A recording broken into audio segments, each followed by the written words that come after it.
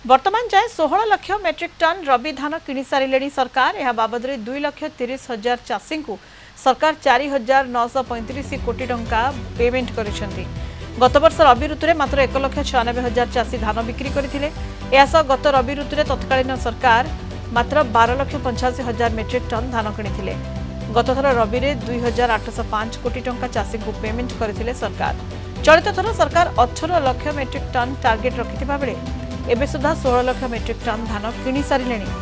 आवश्यक पड़े टार्गेट बढ़ाइबे सरकार। कौन चाषी को टोकन लाभ सेब नहीं।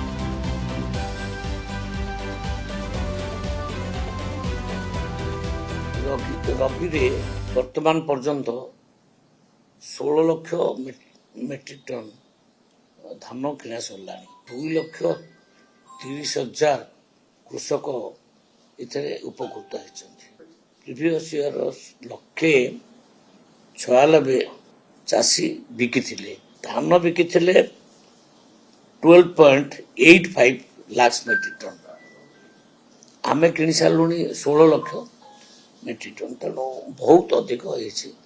गत थर दिहला 2,805 कोटी टंका पेमेंट होता।